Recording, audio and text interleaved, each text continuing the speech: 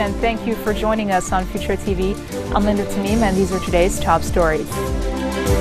Today's cabinet session, convened under Prime Minister Tamam Salam, tackles the issue of the continued detention of military and security personnel believed to be held hostage by Syrian Takfiri militants. Lebanon charges 43 jihadists over gun battles in Arsal, as U.S. Ambassador to Lebanon David Hale promises the delivery of an urgent aid to the Lebanese army. And the United Nations announces its highest level of emergency for the humanitarian crisis in Iraq. The cabinet has convened under Prime Minister Tamam Salam, overshadowed by the continued detention of military and security personnel believed to be held hostage by Syrian Takfiri militants. Ahead of the session, Justice Minister Ashraf Rifi told reporters that the issue of the kidnapped troops will be the top file to be discussed from outside the regular agenda.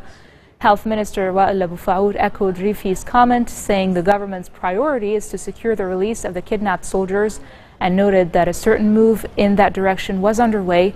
Both ministers refused to give further details, with Rifi saying the cabinet would thoroughly review all information related to the case.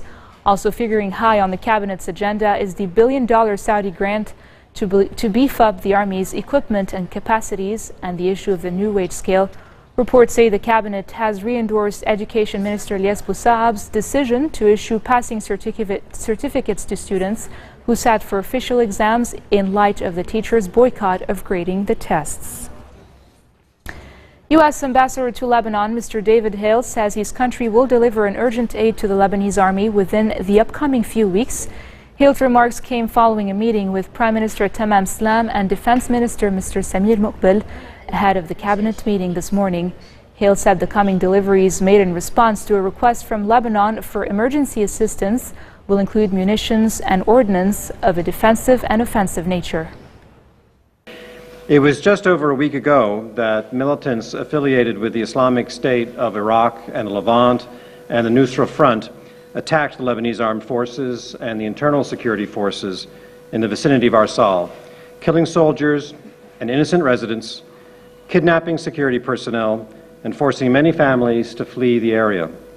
And though the violence has stopped, thanks to the efforts of the Lebanese armed forces, the threat to Arsal and all of Lebanon posed by violent extremists persists. And the United States has always stood in support of Lebanon's security and stability. We agree with Lebanon's leaders that the state, through the LAF, must be capable of safeguarding Lebanon from the potential acts of terror and violence that these groups bring. And the LAF and other state security institutions have the sole legitimacy to defend Lebanese territory, because they alone are accountable to all the Lebanese people. And in Arsal, they demonstrated the will and the capacity to do precisely that, to defend the Lebanese. But help is needed. In response to the LAF's request for emergency assistance to protect Lebanon and all Lebanese from these threats, I've just informed Prime Minister Salam and Defense Minister Muqbil, and am pleased to announce that the United States will soon deliver additional munitions and ordnance for our offensive and defensive combat operations by the LAF. And this assistance will enhance the LAF's ability to secure Lebanon's borders, protect Lebanon's people, and fight these violent extremist groups. And U.S. military assistance will begin arriving in the next few weeks and continue in the months to follow. In addition, we are in intensive consultations with the Lebanese government and our partners about how best to respond to the additional needs of the LAF.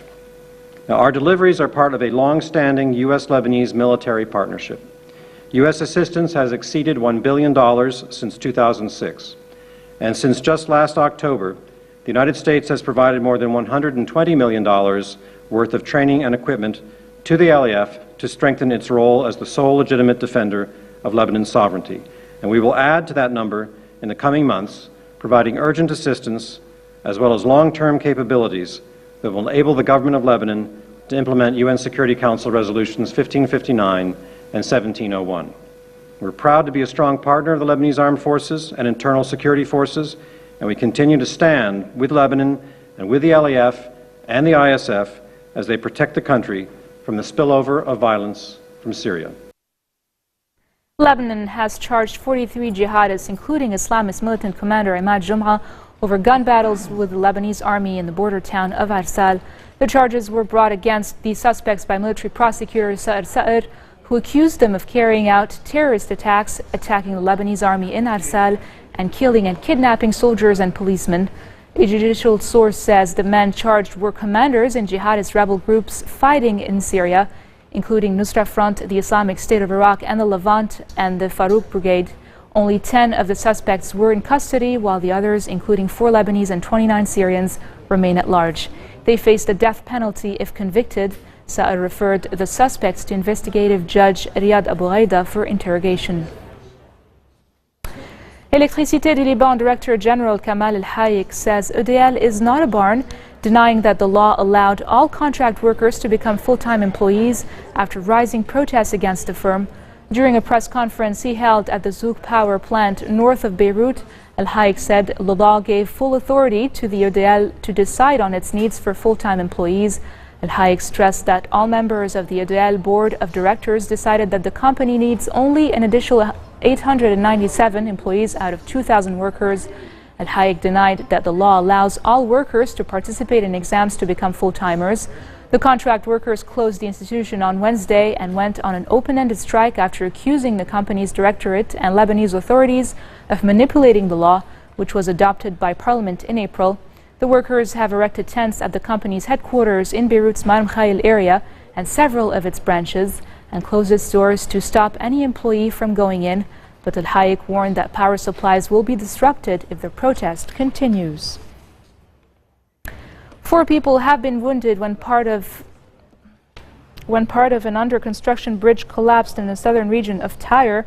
The national news agency says the collapse occurred when workers were laying cement on the bridge which connects Tyre to Beirut.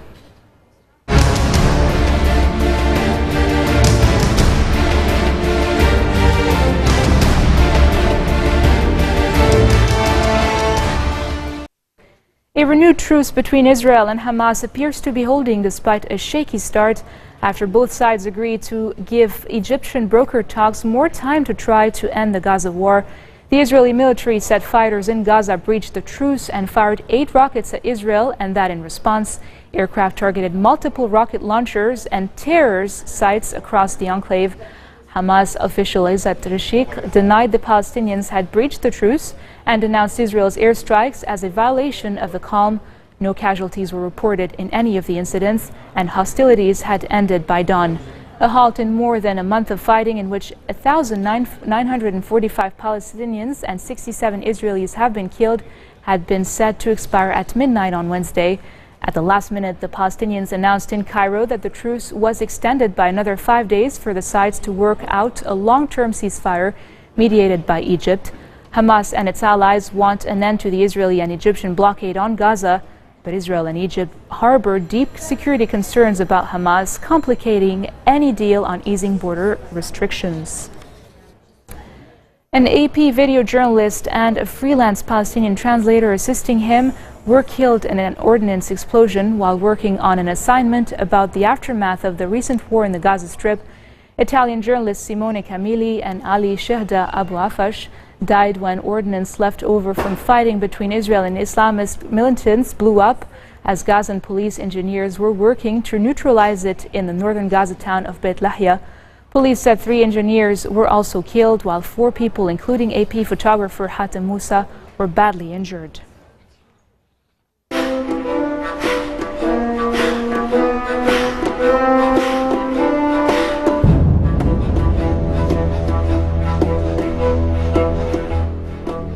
And now for news in Syria, government forces have retaken Mliha, a key town on the outskirts of the capital Damascus, after fighting for months to recapture it from rebels. The news was confirmed by the Syrian Observatory for Human Rights monitoring group. Mliha lies southeast of the capital and has been a key flashpoint in the fighting around Damascus.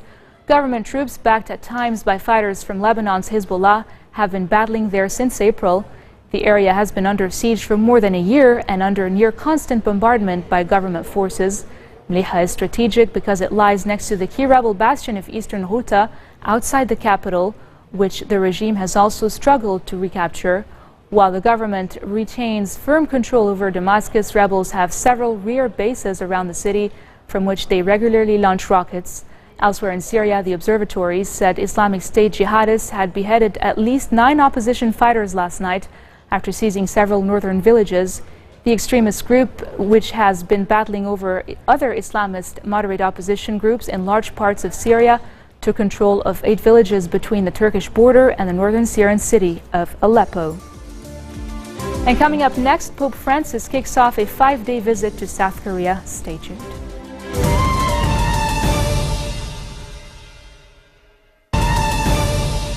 Welcome back. Moroccan police say they have dismantled a 9-person cell recruiting volunteers to fight with the radical Islamic State of Iraq and the Levant group in Syria and Iraq. The Interior Ministry statement says the investigation into the network based in the cities of Tétouan, Fez and Fnidek was carried out in cooperation with Spanish authorities. While Morocco has been largely spared from the terrorist attacks striking elsewhere in North Africa, police frequently report dismantling recruitment cells. The statement warned that many of the fighters hope to return after being trained to carry out attacks in Morocco. Police say 900 Moroccans are fighting in Syria and 100 have been arrested upon their return. Other recruitment cells were dismantled last May and June, both in the city of Fez. Iraq's Prime Minister-elect Haider al-Abadi has gathered enough political support to guarantee that he will succeed Nouri al-Maliki to the country's highest political office, but analysts believe he will face a number of difficult challenges when he does take control. Observers say Maliki's political influence has weakened to the point where he can no longer oppose Abadi. Meanwhile, the United Nations has announced its highest level of emergency for the humanitarian crisis in Iraq in the wake of the onslaught by Islamist militants who have overrun much of the country's north and west and driven out hundreds of thousands from their homes. The Security Council also said it was backing al-Abadi in the hope that he can swiftly form an inclusive government that could counter the insurgent threat, which has plunged Iraq into its worst crisis since the U.S. troop withdrawal in 2011. Attacks by ISIS and its Sunni militant allies have this summer captured large swaths of land in northern and western Iraq, displaced members of the minority Christian and Yazidi religious communities, and threatened Iraqi Kurds in the Kurdish autonomous region in the north. And now for some news around the world in brief. Saudi Arabia has given $100 million to the United Nations to support counter-terrorism efforts and called on other countries to do the same. The donation follows a $500 million Saudi gift to the UN effort to help Iraqi refugees fleeing a jihadist advance. The funds will go to the UN Counter-Terrorism Center set up in 2011 to tackle new security threats from terrorism. Pope Francis has opened a 5-day visit to South Korea with a message of reconciliation between North and South Korea, as North Korea fired 5 rockets into the sea. In the first speech of his first trip to Asia, Francis told South Korean President Park Geun-hye and government officials that peace requires forgiveness, cooperation, and mutual respect. Brazilian presidential candidate Eduardo Campos has been killed in a plane crash, throwing the October election into disarray and causing big swings in local financial markets. Campos' private jet reportedly crashed in bad weather as it prepared to land in the coastal city of Santos, just south of São Paulo, killing all 7 people aboard. And now for some happy news. Lebanese architect Amal Andraus has been appointed as the new dean of the Graduate School of Architecture, Preservation and Planning at Columbia University in New York City. Andraus, who has been teaching at Columbia since 2011, is the first woman to become a dean at a school. Before Columbia, she taught at Princeton, Harvard, and the University of Pennsylvania in the U.S., and at the American University of Beirut in Lebanon. Born in Beirut in 1973 and now based in New York City, Andraus previously worked in Montreal, Paris, and Rotterdam. During her stay in the Dutch city, she met Dan Wood, who eventually became her husband. The couple has now been operating an architectural design firm called Work Architecture Company in New York City since 2002. This marks the end of our bulletin for today. Now for a reminder of our top stories. Today's cabinet session, convened under Prime Minister Tamam Slam, tackles the issue of the continued detention of military and security personnel believed to be held hostage by Syrian Takfiri militants. Lebanon charges 43 jihadists over gun battles in Arsal as U.S. Ambassador to Lebanon, Mr. David Hale, promises the delivery of an urgent aid to the Lebanese army.